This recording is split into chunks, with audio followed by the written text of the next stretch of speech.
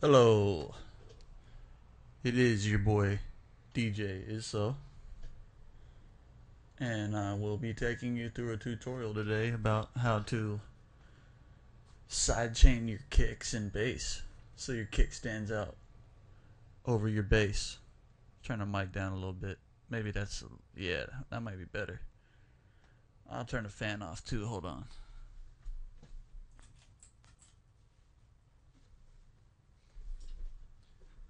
Cool. It's my day off, so I'm gonna do some teaching, school some people.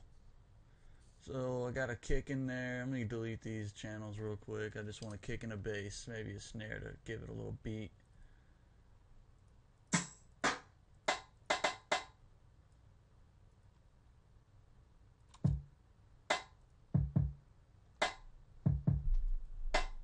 I'm gonna go ahead and do 92.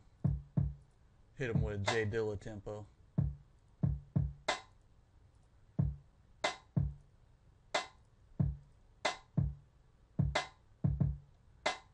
And we'll put a swing on it too. Alright, I gotta put a hi-hat too, sorry.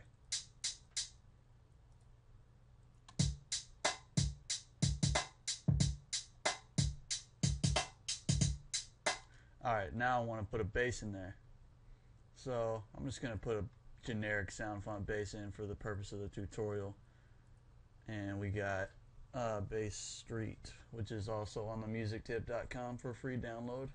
It's a nice little sub bass.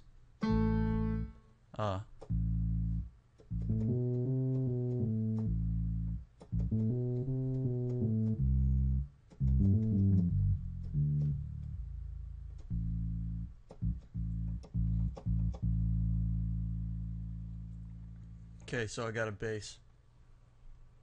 Let's do it. Let's do it. Alright. What I'm going to do is put this on a song playlist instead of a pattern, because I want to make the bass line a little bit longer than the loop. So let's go ahead and record that.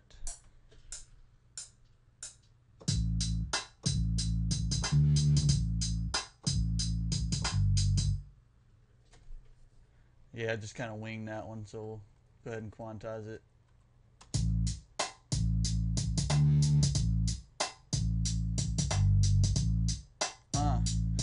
Yeah.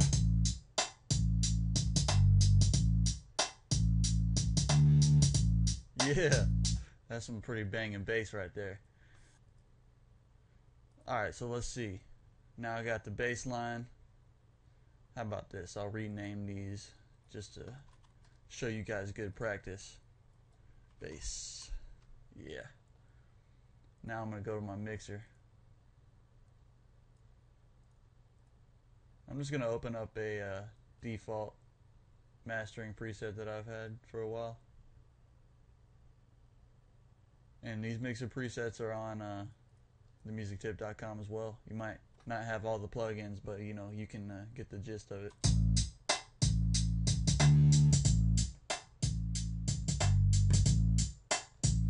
You can tell it has a difference. Alright, so what I want to do now is link my kick to a mixer channel. So it goes to 2. All you do is open that up and hit Control L, and it does it automatically to the next open channel. And I'll do the same with my bass. I'm not going to do the snare and the hi-hat, as that's not part of this tutorial. So I got my bass over here, and if you want to arrange your mixer track order, you can just highlight a channel, hold Alt, and press left or right. I usually have my bass in front of my kick, or they're always next to each other, so I can analyze my side chaining effects.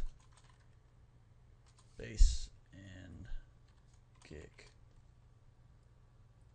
So alright, so I'm just going to put a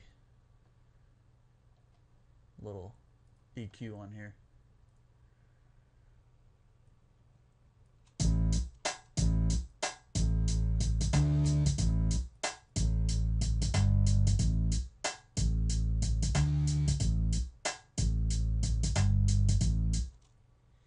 So that's a little bit loud and drastic sounding.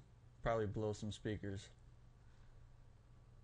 So I'm gonna put this on my kick too.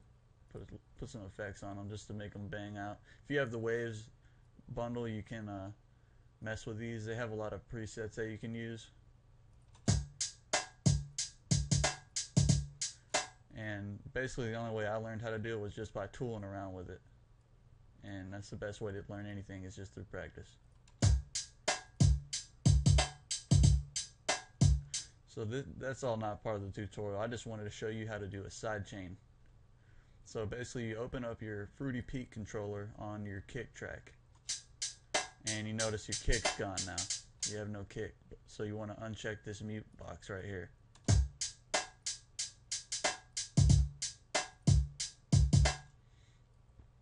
Now I have a preset on here that says bass, and basically what that does is it sidechains the bass. So you can look at your peak controller and you can set it like mine, but I always do mine different. That's just a good starting point for me. So you might want to save your preset once you get it figured out, and you can do that by going to the peak controller drop down menu here and save preset as, and you'll save it in your peak controller, which will be under this hierarchy right here, and you'll have to figure that out. So I got that. Now you'll notice that nothing's happened.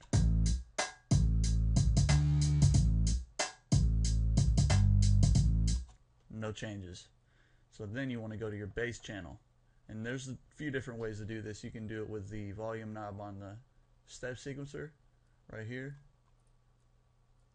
or you can do it with the mixer slider, and that's usually the way I do it. So what you want to do is right click the mixer slider on the bass channel or track and hit link to controller, and then you'll see remote control settings.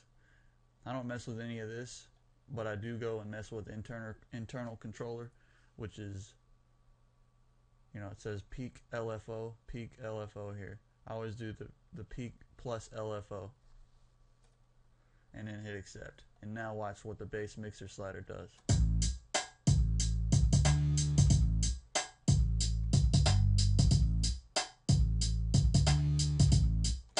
So basically whenever the kick hits, it makes it slide up and down. And you can do different things like turn the decay all the way down, and it doesn't do it at all. Or you can turn it up. That's with the bass line of it, and that basically shuts it all the way down or all the way up. If you want a real quick sounding bass, you can just turn the volume up and turn the bass line down and have maybe a faster decay.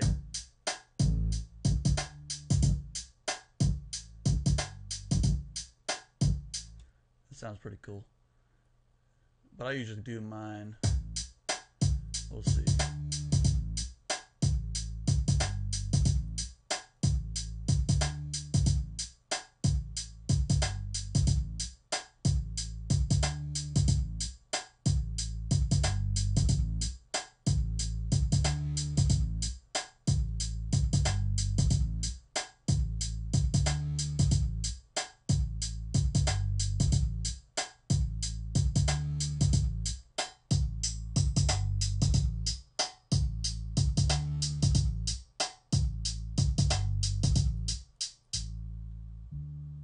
And you'll notice the bass is a lot quieter when the kick's off, but you can still hear it because that's where the bass line is that you set on the P controller. Turn that down. And you can also do automation clips with these if you really want to get tricky with it. Watch my automation tutorial if you want to learn that.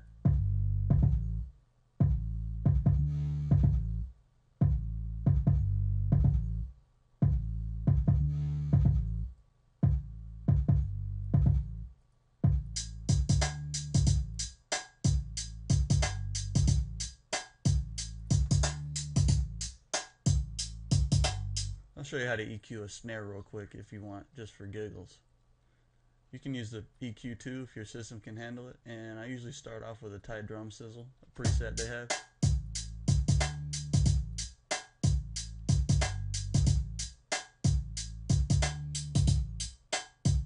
And what you want to look for is you want to look for the red highlighted areas. That's the most standout frequencies of that particular sound. At least this is how I do it. Some people may do it differently.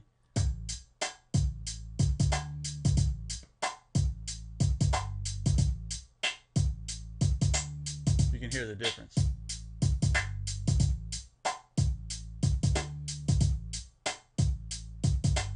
As you get to the lower frequencies, you don't hear much difference, because this is a more high sounding rim shotty stick sounding snare. So we're about at almost 1,000 hertz here.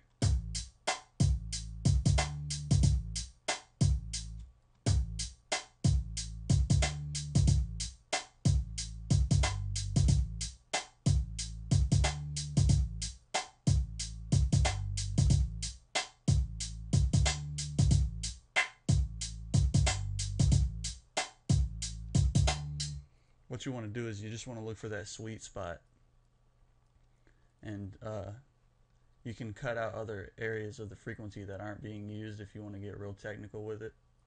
But if you're like me, you know, you just want to rush into it and get it done or whatever. I don't know. I'm pretty meticulous about mine when I do it on my own, but right now